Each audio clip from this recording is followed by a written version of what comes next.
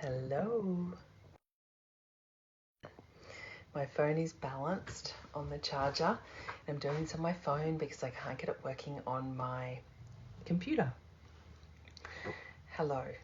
So this is a pop-up training about friendship through the lens of unity and oneness. And so this has been inspired by the series of expansive events that have happened for me over the past few months. Hi, Meg.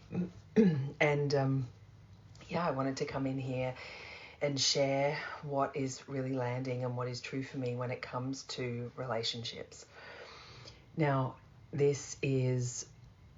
preface this training with my experience growing up was that I didn't feel a sense of belonging with my family of origin, and those primary relationships affected, especially with my mum and sister, affected how I related to women, girls and women, right through school, right through my early adult life.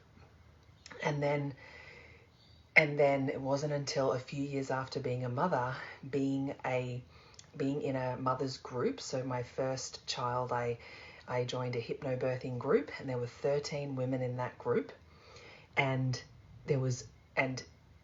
11 of them formed a really strong community relationship, and there was me and another lady who didn't seem to fit with the group.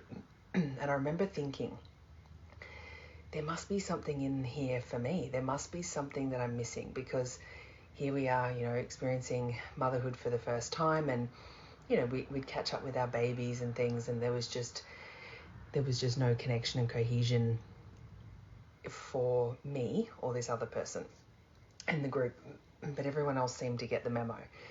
So anyway, there began the journey of deeply looking at what I was contributing to that experience.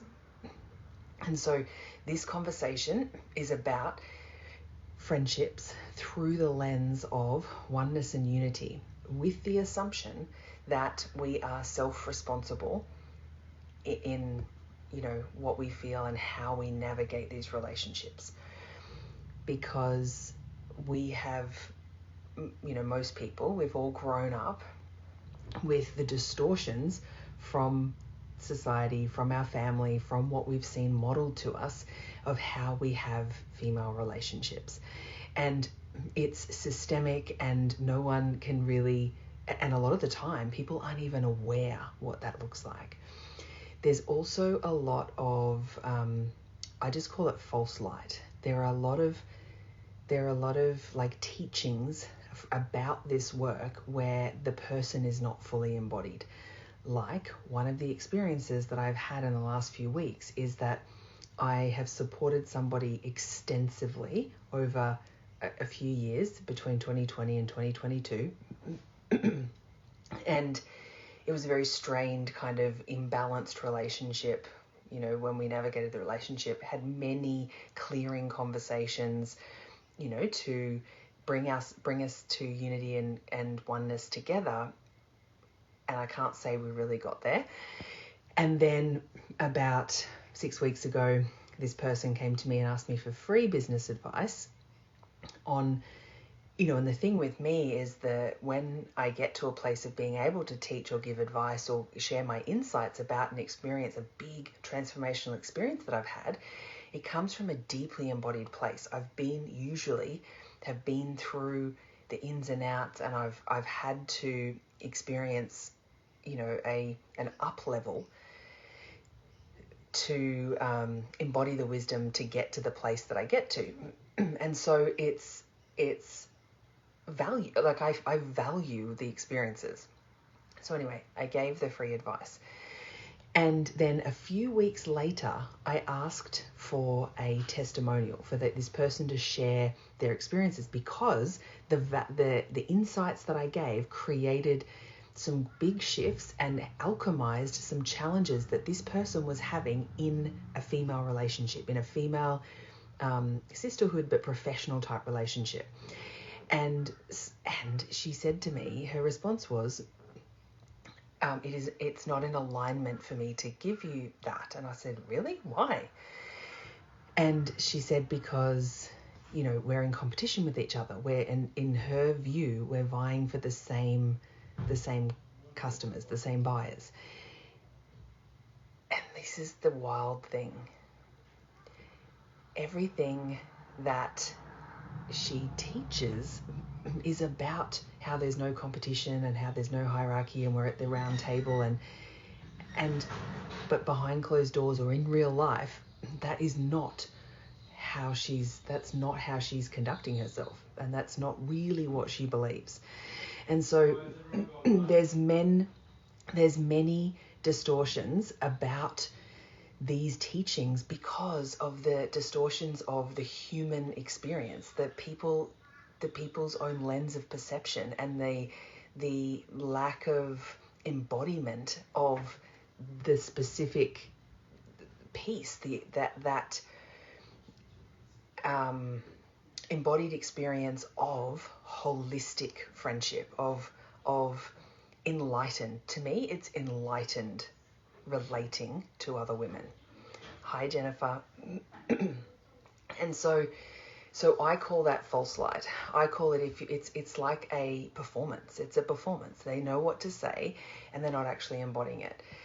So that leads me to, what does it look like to actually have an enlightened sisterhood relationship? What does it look like to actually be the embodiment of those relationships?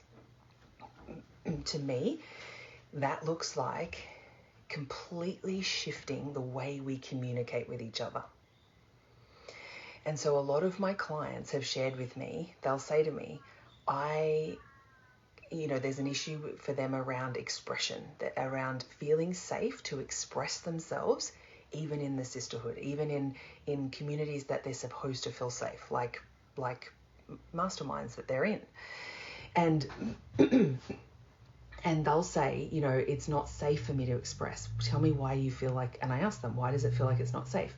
Well, when I share my feelings, the person either feels burdened by it, or they feel that, she didn't say judged, they feel burdened by it, they don't know what to do with it, and then I'm left feeling bad.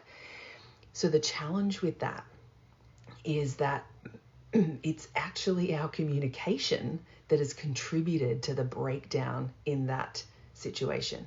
We are designed to do things in the community. We are designed to experience ourselves in community with other women. We are designed to learn and thrive and grow from each other.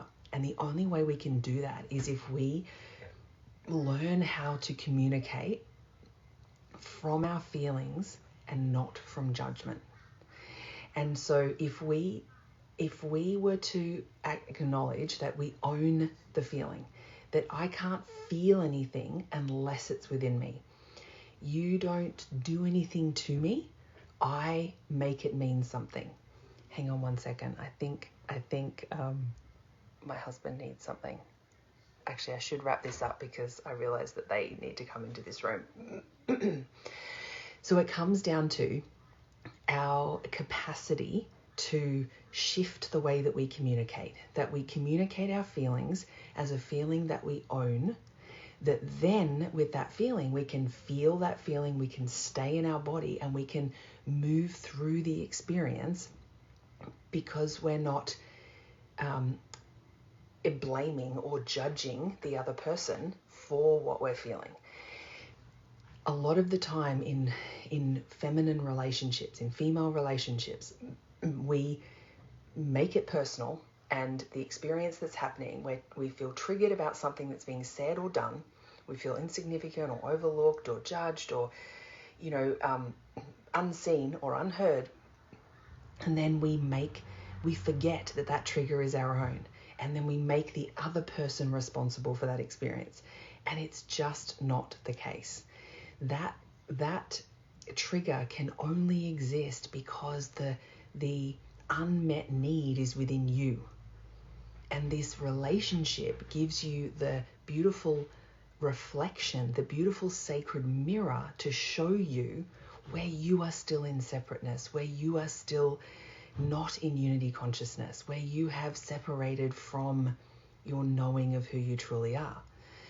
And so the steps to support yourself to walk the path of enlightened feminine relationships is to make the decision to share your feelings or share your experience from complete ownership. I'm telling myself a story that XYZ, or I feel sad and I'm making this mean this.